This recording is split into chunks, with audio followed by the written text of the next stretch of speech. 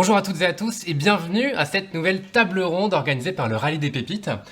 Aujourd'hui, on est ravis d'être au Château de Thouars à Talence, juste à côté de Bordeaux, pour recevoir 4 femmes entreprenantes qui chacune, à leur manière, ont décidé de façonner leur propre chemin, toujours avec cette envie de liberté et de montrer que c'est possible. Alors comme je le disais, on va recevoir 4 femmes. On commencera avec Emmanuelle Gras de Dipongo, suivi de Cécile Bory de la librairie Georges, de Marilyn Minot de la Grande Poste, et enfin Nadia Bologna, décidément, du château Petit Mango. Donc merci à vous d'être là, merci de nous écouter, et c'est parti. Salut Emmanuel. Bonjour, Et merci d'avoir accepté notre invitation. merci de m'avoir invité. Avec grand plaisir. Avant de commencer, est-ce que tu peux te présenter, s'il te plaît? Oui, bien sûr, donc je suis Emmanuelle, j'ai 32 ans bientôt et je suis la cofondatrice de Dipongo, la CEO, et j'ai une associée avec moi dans l'équipe qui est la directrice artistique de Dipongo. C'est Marion, et je pense qu'on aura l'occasion d'en reparler. Marion Perret, c'est ça, c'est celle qui s'occupe de toute la partie visuelle et produit de Dipongo. Ok, super. Alors l'idée de cet échange, c'est de comprendre ton parcours avant d'arriver à Dipongo. Est-ce que tu peux nous dire un peu, tu as fait une école d'ingénieur, c'est ça? Tu as fait HEI? C'est ça. Est-ce J'ai que tu fait peux une nous école dire... d'ingénieur généraliste. Ouais. À la sortie du bac, enfin non, après le bac, pardon, j'ai fait 2 ans de prépa intégrée dans une école d'aéronautique parce que j'étais passionnée par l'aéronautique. Mais j'avais un peu choisi rapidement cette école et je suis vite partie de cette école parce que moi, ce que j'aimais, c'était voler dans les airs et c'était pas construire les avions. Donc moi, qui savais pas trop quoi faire, je me suis dirigée vers une école généraliste avec 12 domaines différents et je me suis dit, bon, bah, je vais bien trouver quelque chose qui me plaît dans ces 12 domaines. Donc voilà, j'ai intégré HEI à Lille, donc avec 2 ans de prépa intégré, et après un cycle ingénieur. Et j'ai choisi de partir dans le domaine bâtiment, aménagement et architecture. Donc sur les 3 dernières années. Donc à la suite de cette école, voilà, j'ai fait quelques stages et quelques expériences essentiellement dans la construction et dans l'immobilier. Tout ça chez Bouygues. Et j'ai vite trouvé que ce domaine était cloisonné. Je voyais un petit peu à l'avance les postes que j'allais occuper et ça m'embêtait un petit peu. J'avais envie d'aller plus vite et puis de choisir moi-même en fait ma vitesse de croisière. Et également, depuis que je suis étudiante, depuis HEI, j'ai envie d'entreprendre. Je ne savais pas trop encore quoi. Et je trouvais, en fait, pour entreprendre, qu'il me manquait un petit peu le volet commercial qu'on n'a pas forcément en école d'ingénieur. Et puis, c'était une assurance en plus, je pense, ne sachant pas bien ce que je voulais faire, d'avoir un petit peu le volet commercial. Donc, j'ai intégré un master spécialisé en école de commerce. Donc, c'était l'école Schema pendant 1 an.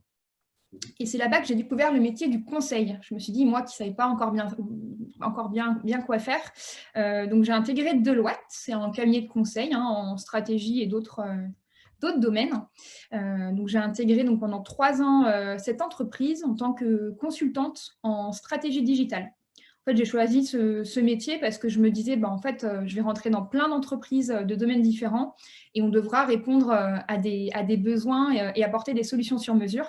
Donc ça me plaisait bien de changer rapidement de clients et d'intervenir dans des stratégies différentes d'entreprise. Ok. Et alors, je me demandais aussi, parce que tu disais, et tu me l'avais dit en préparant cet échange, que depuis que tu étais étudiante, tu avais envie d'entreprendre, mais est-ce que tu as entendu quelqu'un ou tu connaissais quelqu'un qui entreprenait? Et comment ça t'est venu à l'esprit, en fait, cette envie d'entreprendre pour le coup? J'ai rencontré des experts qui venaient témoigner à HEI. Ça, j'ai trouvé ça génial. Et je me suis dit, en fait, c'est trop bien d'être à son propre compte, de travailler comme on a envie, de se fixer soi-même ses objectifs. Et donc voilà, je savais que ça allait, que j'avais vraiment envie. Voilà, je m'étais inscrite souvent, vous savez, à des after-work entre entrepreneurs. Moi, je n'étais pas entrepreneuse, mais j'y allais parce que c'était aussi ouvert aux personnes qui s'intéressaient à ça. Voilà, j'y vais depuis que je suis étudiante et ça me nourrissait, on va dire, de ne pas voir que de l'immobilier ou que dans mon domaine spécifique. Du coup, c'est pour ça que j'ai fait ça. Et je pense que ça s'est concrétisé quand je suis partie de ma deuxième expérience chez Deloitte. On m'a vite mis la casquette IT, informatique, parce que j'aidais des entreprises à revoir leur stratégie digitale. En fait, c'était des entreprises souvent dans l'aéronautique qui essayaient de fusionner différents systèmes pour avoir des process qui sont plus efficaces. Donc, j'ai fait ça pour Safran pendant 2 ans et demi. Et après, on m'a mis sur une autre entreprise, mais pour faire exactement la même chose. Donc, je l'ai fait pendant 6 mois. Et après, je me suis dit, en fait, je l'ai déjà vu, donc j'aimerais bien découvrir autre chose. Et du coup, je me suis fait un petit peu violence. Je savais que je voulais partir. J'avais posé mon préavis. Et un fameux concours de start-up. Ouais, les fameux Startup Weekend. Et je me suis dit, tiens, j'ai quelques idées comme ça peut être rigolo d'aller voir. Et donc, j'y suis allée avec une idée très simple. Je n'avais pas vraiment d'idées très précises, mais je trouvais que les enfants, ils étaient un peu trop sur les écrans. Et je me suis dit, mais mince, il y a quelque chose à faire par rapport à ça. Le numérique, il est omniprésent. Qu'est-ce qu'on pourrait faire avec l'écran pour continuer de les éveiller parce que je trouve qu'aujourd'hui, ils perdent un petit peu leur naïveté et il y a moins de débrouillardise comme avant. Donc, je suis venue un petit peu avec cette problématique-là, en fait, à ce fameux concours.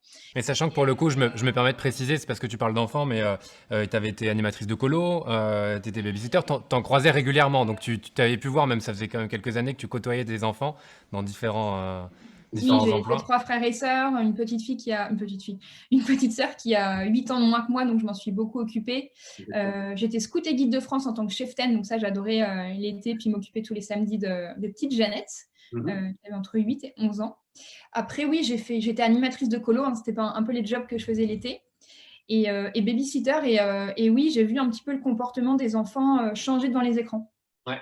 Voilà, je me suis dit c'est dommage, il faut faire quelque chose. Et puis en plus, comme j'adore les enfants, je me suis dit, faut se lancer en fait. Et donc au Startup Weekend, tu pars avec quelle idée alors pour le coup, la première?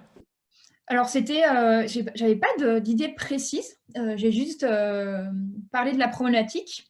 J'avais une idée en tête d'histoire qui commençait sur l'écran, mais qui ne quittait pas forcément les écrans. Et c'est vraiment pendant ce Startup Weekend, en fait, on composait des équipes. Donc j'avais une équipe de 8 personnes, si je ne me trompe pas, avec moi. Et on est venu en fait constituer une entreprise, enfin au plus près une entreprise, donc pendant 48 heures, 54 heures, pardon. Et c'est avec mon équipe qu'on a vraiment trouvé l'idée de Dipongo, le fait de commencer sur écran, de sortir de l'écran, faire appel à son imagination, envoyer sa solution et l'histoire continue. Donc, on va dire que j'avais un petit peu l'idée en tête, mais vraiment pas le user case vraiment de Dipongo. Je l'ai trouvé en fait avec mon équipe. Ok, génial. Et en plus, alors pour le coup, vous en sortez très bien parce que vous remportez le concours, ce qui, j'imagine, à un côté rassure parce que dans le jury, il y avait quand même des personnes de l'écosystème qui sont aussi déjà bien implantées. Est-ce que là aussi, tu peux nous en parler? Et après, nous expliquer un peu ce qui se passe dans ta tête à ce moment-là, parce que c'est vraiment, tu as en gros la validation du projet. Et qu'est-ce qui se passe en tête à ce moment-là? Tu dis, ok, j'y vais, tu te laisses combien de temps? Enfin voilà, est-ce que tu peux nous raconter un peu tout ça? Oui, bien sûr. Alors, à l'époque, donc pendant ce Startup Weekend, j'avais passé des entretiens dans des grosses startups parce que je voulais changer. Et donc, ce Startup Weekend est arrivé. Et donc, dans le jury, je pense qu'il y avait le PDG de Cdiscount, il y avait l'accélérateur d'Emera à Bordeaux. Je ne sais plus, après, il y avait l'INPI, enfin, il y avait quelques entrepreneurs. Et donc, il s'est trouvé qu'on a gagné. Et je me dis, attends, c'est génial. Bon, un jury, c'est toujours, c'est pas objectif. Hein.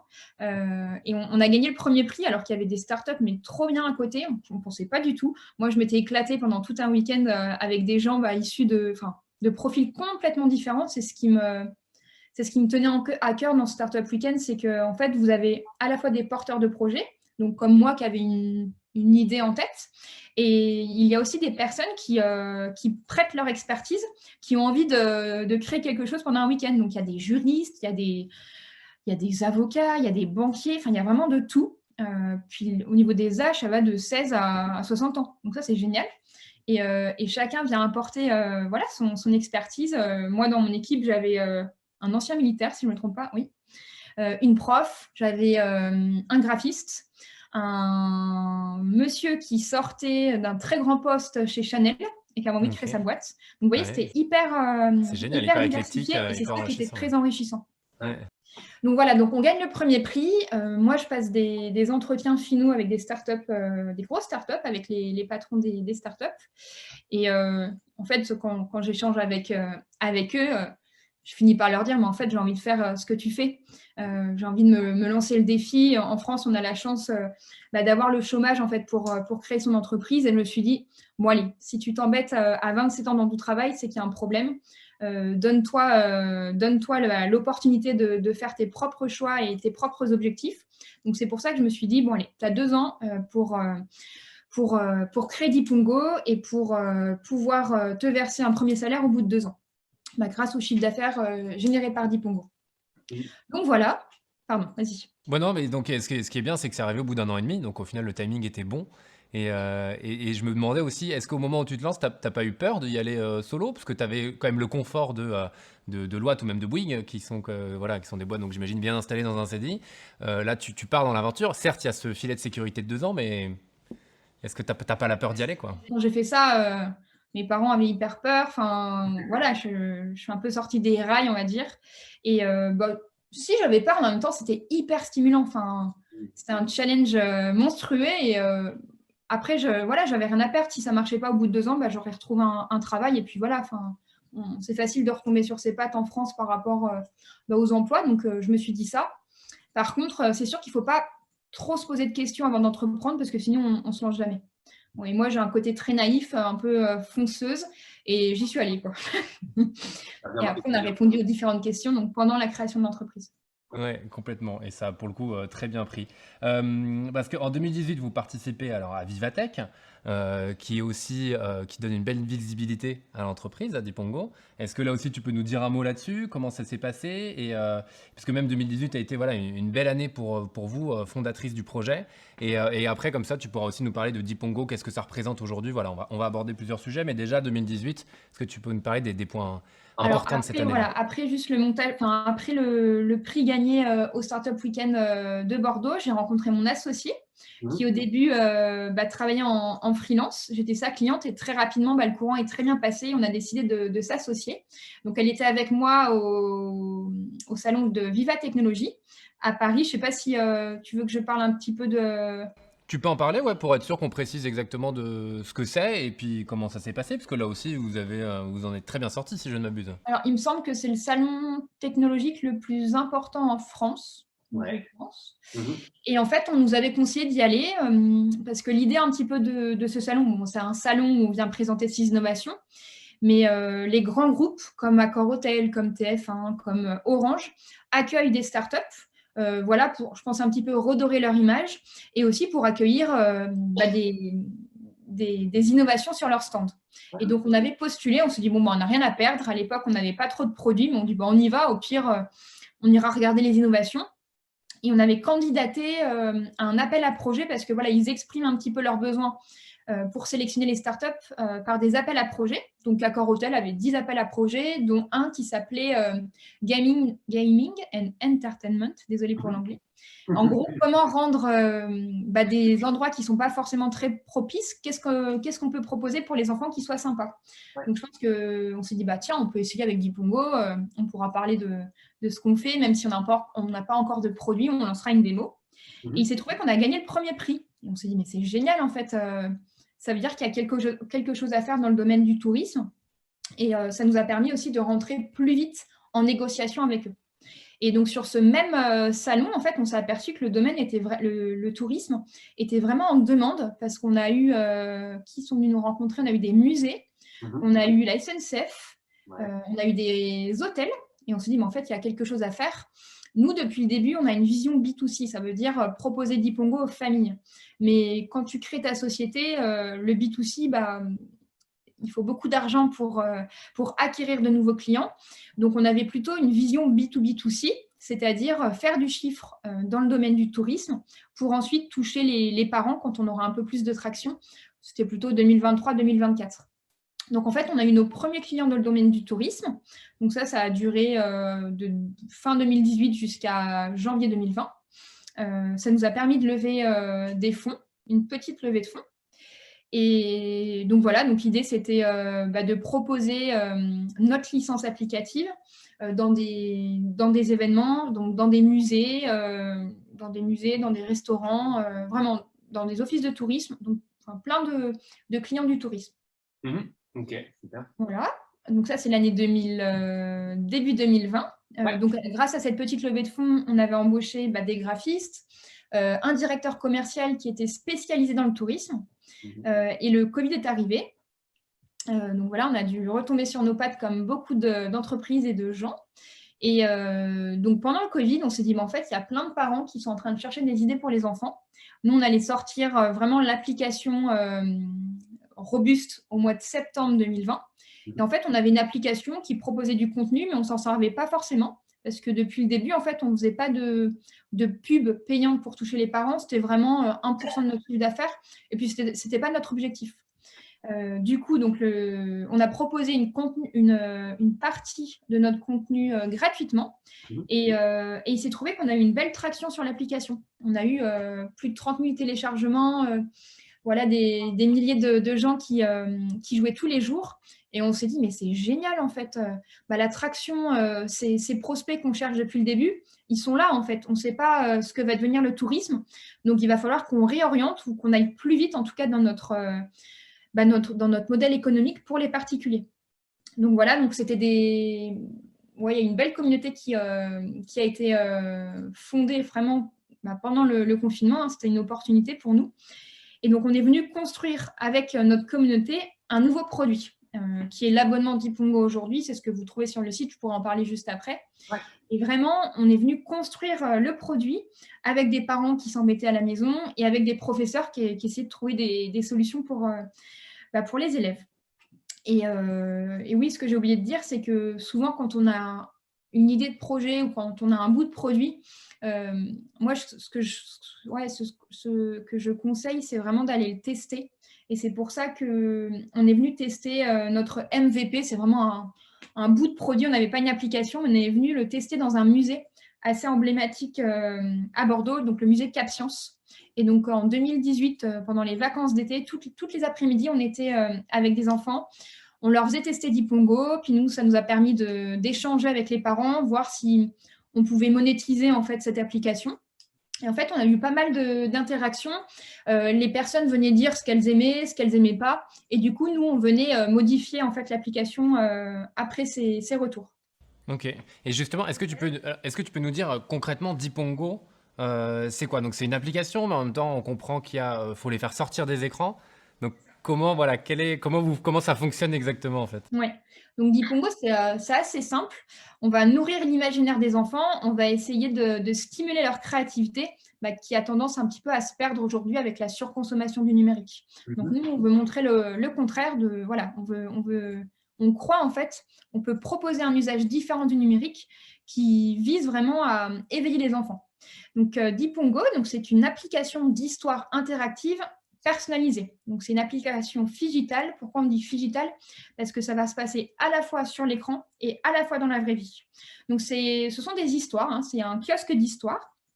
Pour les 4 à 8 ans, les enfants vont partir à l'aventure chaque mois dans un nouvel univers. Par exemple, ce mois-ci, c'est Halloween, forcément. Le mois prochain, c'est les dinosaures. On va faire la rencontre d'Edgar, un petit renard voilà, qui est très intrépide, mais parfois, il est un peu maladroit. Il va demander de l'aide à l'enfant. Donc, je vais peut-être parler d'un défi, ça sera plus concret pour vous. Donc, voilà, D'ailleurs, excuse-moi, c'est toi qui les crée les défis? C'est toi qui les imagines les défis? Non, enfin, si, en fait, on est une équipe de 10 personnes aujourd'hui. Donc, c'est l'équipe d'Ipongo. Enfin, moi aussi, j'en fais partie, mais de moins en moins. On va donner des idées, on fait un brainstorming sur l'univers. Et ensuite, donc, les graphistes vont créer des illustrations.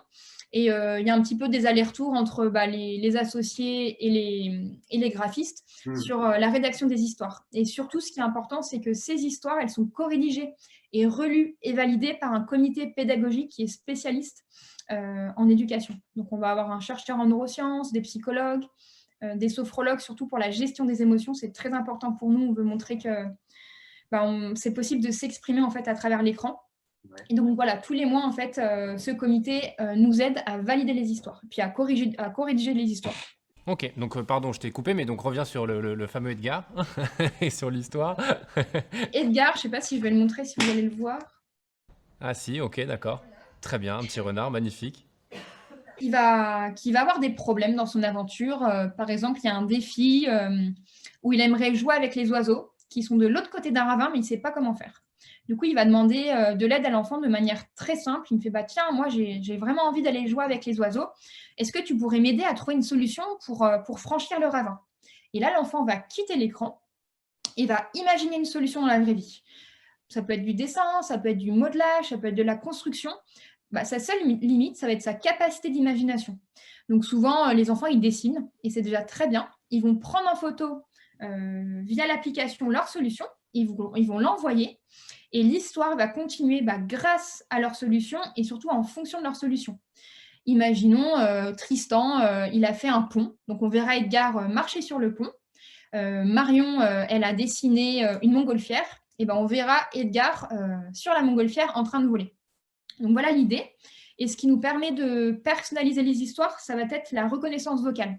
Les enfants, ils peuvent accompagner leur solution d'un petit message vocal. Bah tiens Edgar, j'ai fait un nuage magique, amuse-toi bien. Ils sont très bavards avec Edgar, les enfants, donc c'est très mignon à écouter. Donc voilà le principe, c'est une passerelle entre le monde digital et le monde réel. Et on a fait ça pour que les enfants soient vraiment débrouillards. On veut montrer avec Dipongo que toute solution est bonne à prendre, il n'y a pas de bonne ou de mauvaise réponse. Nous, on essaye vraiment de valoriser la différence avec notre concept. Donc, en fait, un enfant, il peut répondre comme il veut. Il y aura toujours une suite à son histoire, à sa solution. Ouais, c'est génial parce qu'en fait, c'est vraiment voilà, ce mélange tech, et utiliser la tech pour voilà, booster l'imaginaire des enfants, comme tu as pu le dire. C'est génial, bravo pour le coup. Il y a beaucoup de tech derrière tout ça, parce que reconnaissance vocale, etc. Donc, bravo pour la construction de ce bel outil. On arrive déjà rapidement, ça va très vite, mais à la fin de cet échange, est-ce que tu en as, alors tu en as donné plusieurs, des conseils tout au long de cette vingtaine de minutes, est-ce que tu en aurais potentiellement à rajouter pour celles et ceux qui auraient envie voilà, potentiellement d'entreprendre, qui étaient comme toi peut-être un petit peu avant le Startup Weekend ou pendant le Startup Weekend, on va dire, et qui ont une voix qui leur dit allez, vas-y, mais qui n'osent pas encore, qu'est-ce que tu aurais envie de leur dire? Je pense déjà, c'est foncer si vous avez vraiment envie d'entreprendre, vous ne posez pas trop de questions. Bien sûr, il faut avoir une sécurité financière à côté, mais si vous l'avez, franchement, allez-y, il ne faut pas trop réfléchir parce que si vous vous listez toutes les questions que vous posez, en fait, vous n'irez jamais vers cette direction. Ensuite, si vous avez une idée, moi, ce que je conseille, c'est ce qu'on a fait avec Dipongo, c'est d'en parler autour de vous, voir voilà, surtout la problématique, essayer de la confronter à d'autres personnes, pas forcément votre entourage, sur des groupes que vous constituez sur Facebook ou autres, pour voir un petit peu comment ça répond, en fait, voir est-ce qu'il y a un besoin, parce que vous pouvez avoir une super idée, un super concept innovant et tech, mais s'il n'y a pas de besoin, en fait, vous ne pourrez pas le monétiser. Donc ça, c'est hyper important. C'est pour ça que nous, on a été à CapScience très rapidement. On a testé notre produit aussi au sein de l'éducation nationale. Donc, je dirais ça. Après, de bien s'entourer. Moi, j'ai une super associée. Depuis le début, je sais que je ne veux pas entreprendre seule. J'ai commencé, on va dire, les 3-4 premiers mois. Mais voilà, maintenant, j'ai vraiment mon associé avec moi et c'est génial parce que c'est des montagnes russes d'entreprendre. Et des fois, c'est bien d'être deux parce qu'il y en a une, dès qu'elle est démotivée, tu as l'autre pour la rebooster. Et puis voilà, inversement. Et que je pense que quand on entreprend, on ne peut pas être spécialiste dans tout. Donc en fait, il faut s'entourer vraiment des bonnes personnes et faire confiance aux gens voilà, pour apporter leur expertise. Vous ne pouvez pas tout contrôler, en fait, tout gérer. Moi, l'idée, c'est vraiment de s'entourer des bonnes personnes en qui vous avez confiance pour constituer vraiment une belle équipe. Ok, super. Et ben, merci beaucoup, Emmanuel. On retrouve alors Dipongo, on peut le télécharger sur Oui, toutes les il y a plateformes. du contenu gratuit et voilà. Et on peut aller voir sur le site internet également. Merci beaucoup et à très bientôt. Merci à vous. Bonne journée. Salut Emmanuel.